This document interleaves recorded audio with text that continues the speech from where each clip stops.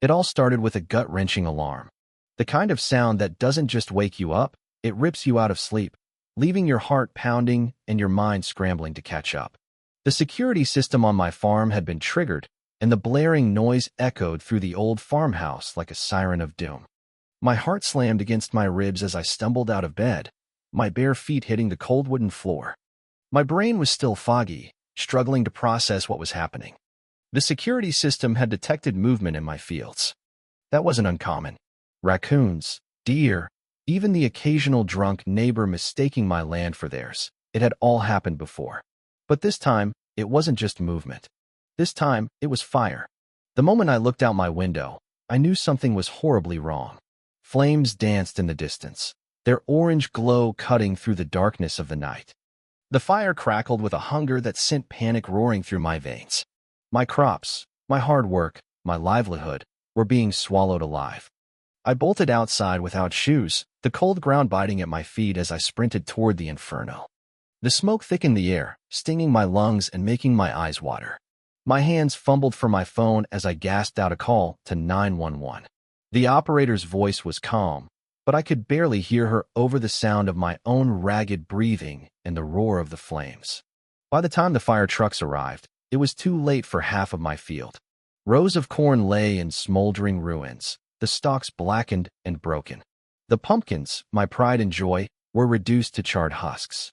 The firefighters worked swiftly, controlling the blaze before it could spread to my barn, my home, or God forbid, the animals. But the damage was done. My fingers shook as I pulled up the security footage on my phone. The pit in my stomach grew heavier with each passing second. And then I saw her. Margaret, my insufferable neighbor. The walking tornado of entitlement. The self-proclaimed queen of our small neighborhood. There she was, caught red-handed on my cameras, sneaking onto my land in her ridiculous leopard print nightgown. A gas can in one hand, a box of matches in the other. She glanced around as if checking for witnesses before dousing the crops and striking a match. I had to replay it twice, not because I doubted my own eyes, but because I simply couldn't believe the sheer audacity. She had set my farm on fire. On purpose. As I stood there, fist clenched, watching the evidence unfold on my screen, a mixture of rage and disbelief surged through me. This wasn't just a petty act of revenge. This was criminal. She had crossed every possible line, gone from an annoying nuisance to an outright arsonist. And she had done it with a smug, satisfied smirk on her face. I'd known for a while that Margaret had it out for me. The woman had made it her personal mission to make my life miserable ever since I moved in 2 years ago. She had filed complaint after complaint, demanding that my rooster be silenced, as if I could simply put him on mute. She whined about the ugly sight of my barn ruining her picturesque suburban view, despite the fact that she had moved next to an actual farm. Last summer, she went to war over a pumpkin vine that had crept a single inch into her yard. You'd think I had unleashed an army of venomous snakes the way she screeched about it. And now, standing there in the middle of my burned fields, I realized that her pettiness had escalated to pure destruction. The firefighters finished their work, giving me somber nods and instructions about filing a report. One of them, an older guy named Steve who had been in town forever, patted my shoulder. "We'll find out who did this," he assured me. I didn't have the heart to tell him that I already knew. And I wasn't just going to find out, I was going to make sure she paid for it. By morning, word had already spread. Small towns operate on a special kind of speed when it comes to gossip. By the time I dragged myself to the local diner for a much-needed coffee, people were already whispering. I could feel the stares, the murmurs about the fire, the speculation about who could have done such a thing. Then, as if summoned by the devil himself, Margaret waltzed into the diner like she hadn't just committed a felony. She strutted up to the counter, ordered her usual overpriced oat milk latte, and turned to me with a fake look of sympathy. "Oh my gosh, Daniel," she cooed, feigning concern. "I heard about your little accident. Such a shame. Maybe this is a sign that it's time to move on from this farming thing, you know? Some people just aren't cut out for it." I stared at her, willing myself not to snap. She knew exactly what she had done, and she was enjoying this. "That's funny," I said, forcing a smile. "Because I checked my security cameras last night. You wouldn't believe what I saw. For the first time, I saw a flicker of something other than smugness in her eyes. A small hesitation, a second of fear. But then she recovered, flipping her hair over her shoulder and laughing. "Oh, security cameras," she said. "That's cute. I mean, those things can be so unreliable, right? Could be anything. A trick of the light, maybe." I pulled out my phone and pressed play on the footage. Margaret's smile vanished the moment she saw herself on the screen. The diner went dead silent. There she was, clear as day, setting my fields on fire. Every single person in that diner saw it. I watched as realization sank into her, as her fake confidence wavered. "Margaret," I said, my voice deadly calm, "I hope you didn't have any big weekend plans, because you're about to be very, very busy explaining this to the police." She opened her mouth, probably to spit out some ridiculous excuse, but it was too late. The sheriff, who had been sitting quietly in a booth just a few feet away, stood up, tipping his hat. "Well," he said, scratching his chin, "that certainly makes my job easier." Margaret turned pale. "Wait," she stammered. "This is a misunderstanding. I was sleepwalking." "Yes, that's it. I have a medical condition." The entire diner erupted into laughter. Someone choked on their coffee. "Sleepwalking with a gas can in the middle of my farm?" I said. "I think that's enough." The sheriff nodded toward the door. "Margaret, let's go." She sputtered, flailed, but in the end, she had no choice. As she was led outside, she threw one last desperate look over her shoulder. "This isn't over, Daniel," she shrieked. "You'll regret this." I leaned back in my chair, sipping my coffee. "Oh, I doubt that," I muttered. Because Margaret wasn't just going to get caught. She was going to get what she deserved. And I was going to make sure of it. The moment Margaret was dragged out of the diner by the sheriff, I knew this wasn't over. Not by a long shot. The woman had the resilience of a cockroach. She would wriggle, squirm, and try to escape any form of accountability. Sure enough, less than an hour later, I got a call from Deputy Miller at the station. Margaret was already denying everything. She claimed she was sleepwalking, tried to convince them she had a rare condition that made her act out her dreams. She even said she thought she was watering my crops, not setting them on fire. I pinched the bridge of my nose, trying to contain my frustration. "And you don't actually believe her, right?" Miller chuckled. "Of course not. We've got your footage.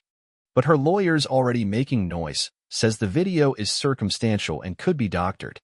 You might want to get an expert to verify the footage before we take this to court." I hung up, feeling my blood pressure spike. This was exactly what I had been afraid of. Margaret wasn't just some random vandal. She was a professional manipulator, a woman who had spent her entire life talking her way out of trouble.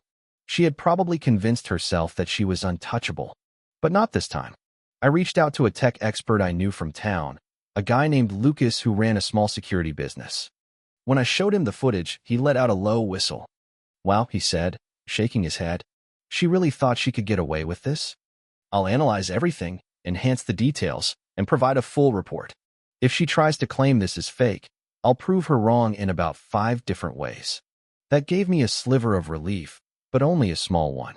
The real challenge wasn't proving Margaret's guilt. It was making sure she actually faced the consequences. Over the next few days, things took an even stranger turn.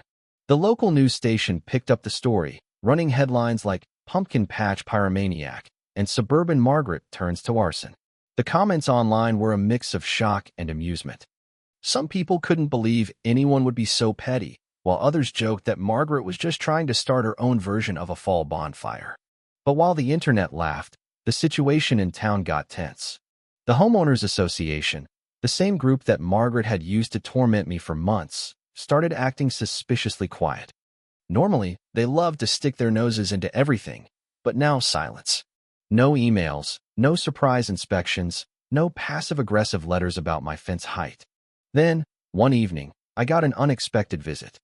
A sleek black SUV rolled up my driveway, and out stepped Robert Hastings, the HOA president. He was the kind of guy who wore khakis like a uniform and spoke in a tone that made you want to punch him. He walked up to me with the practiced smile of a politician, one hand extended like we were old friends. "Daniel, my boy," he said. "Heard about your little mishap. Terrible, just terrible." I crossed my arms, not bothering to shake his hand. "It's not a mishap, Robert. It's arson." His smile didn't falter, but there was a flicker of something in his eyes. He glanced toward my house, as if making sure no one else was listening. "Listen," he said smoothly. We both know Margaret has her moments. But taking this to court, pressing charges, that seems extreme. I stared at him, trying to figure out what game he was playing. Extreme? She burned my crops to the ground. And what do you want me to just let that slide? Robert sighed, like he was dealing with a stubborn child. Well, she's connected. Her husband has business ties that could be valuable to certain members of our community. And if you push this, it could get ugly. Lawyers, court fees, a drawn-out battle that no one really wants. I realized then that this wasn't just about Margaret. The HOA had been backing her for years, letting her get away with her antics because she was one of them. If she went down, it might expose how much they had enabled her behavior. I took a step closer, lowering my voice. Are you trying to bribe me, Robert? His smile wavered for the first time. Not a bribe. A friendly suggestion. Drop the charges, and the HOA will, let's say, fast-track that permit you've been waiting on for your new irrigation system. Maybe even throw in some funding for repairs. I let out a sharp laugh. You think I'd sell out for a couple of pipes? His expression hardened. Think carefully, Daniel. You're making enemies you don't need to make. I watched as he turned and walked back to his SUV, driving off like he hadn't just tried to blackmail me in my own driveway. That was the moment I knew I couldn't just sit back and let the system protect Margaret. I needed to go a step further. I needed a trap. That night, I reached out to Lucas again. I need you to go deeper, I told him. Check the footage again. See if Margaret was alone that night. Lucas got to work, enhancing the video, analyzing shadows and movement. And then, 2 days later, he called me with a discovery that made my blood run cold. She wasn't alone, he said. There was someone else with her. Someone hiding behind the trees. I can't get a full ID yet, but based on their build and movement, it looks like a younger male. A pit formed in my stomach. Margaret's son, Kyle. Kyle was a spoiled 20-year-old who had spent most of his life leeching off his mother's influence. He was the kind of guy who threw tantrums when things didn't go his way, the kind who believed rules didn't apply to him. If he had been involved, this wasn't just about Margaret anymore. I saw an opportunity. The next day, I made sure word got out that I was considering dropping the charges. It spread fast, reaching Margaret within hours. Sure enough, she showed up at my farm, fake smile plastered on her face. Oh, Daniel, she said, her voice dripping with forced kindness. I heard you're coming to your senses. That's so mature of you. I smiled back. Well, Margaret, I just want to clear a few things up. Maybe we can come to an understanding. I led her to my porch, where a small recorder sat hidden under the table. And then, with carefully placed words, I pushed her, and she fell right into the trap. She started rambling, justifying her actions, saying things like, "It wasn't personal, Daniel. I was just proving a point. You needed to be taught a lesson." Then she went a step further. And Kyle was just helping me. He didn't even want to, but I told him we had to do it. I felt a surge of victory. That was it. The confession. As soon as she left, I sent the recording straight to the sheriff. This wasn't just about my farm anymore. This was about taking down Margaret once and for all. The moment I sent the recording to the sheriff, I knew there was no turning back. Margaret had practically gift-wrapped her own confession, and now she was going to face the consequences. I waited, half expecting her to come storming back the second she realized what she had done. But instead, everything went eerily silent. The kind of silence that made my gut twist, because when people like Margaret got backed into a corner, they didn't just surrender. They fought dirtier. Sure enough, the next morning, I woke up to find a brand new legal notice pinned to my front gate. Margaret wasn't just denying everything, she was suing me. The notice claimed that I had unlawfully recorded a private conversation and that my actions had caused her severe emotional distress. I stood there, staring at the absurdity of it, almost laughing at how predictable it was. She was trying to flip the script, paint herself as the victim, and make me look like the villain. But there was one major flaw in her plan. I had recorded our conversation on my own property. The law was on my side. I called the sheriff to update him, and he chuckled. "Typical Margaret," he said. "She's grasping at straws. Don't worry, Daniel. We've got her." Later that day, the police showed up at Margaret's house. I didn't see the initial confrontation, but I heard the commotion from my farm, the yelling, the dramatic shrieks, the indignant gasps. She was putting on a performance worthy of an Oscar. But when they finally let her out in handcuffs, she wasn't shouting anymore. Her face was twisted in disbelief, as if she genuinely couldn't comprehend that she was actually being arrested. Her son, Kyle, wasn't far behind. Unlike his mother, he didn't put up much of a fight when the police knocked on the door. He folded almost immediately, spilling everything in a desperate attempt to save himself. Apparently, Margaret had convinced him that they'd never get caught, that even if someone suspected them, they'd be able to talk their way out of it, like they always did. But the evidence was undeniable, and Kyle, not nearly as cunning as his mother, crumbled under pressure. When they both arrived at the station, Margaret's arrogance reared its head again.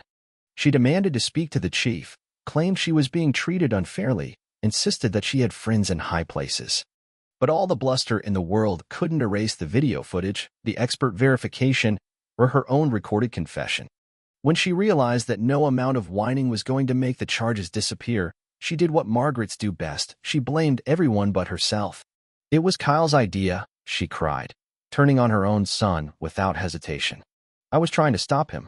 I only went along with it because he forced me to. Kyle, sitting across from her, looked stunned. His mother had thrown him under the bus so fast, he barely had time to blink. The betrayal must have been a shock, but to everyone else, it was just another piece of proof that Margaret only cared about herself. The sheriff, who had been patiently listening to her nonsense, finally cut her off. Margaret, we have the footage. We have your voice on tape. We have witnesses. You can keep digging this hole, or you can start thinking about how deep you want it to go. For the first time, Margaret hesitated.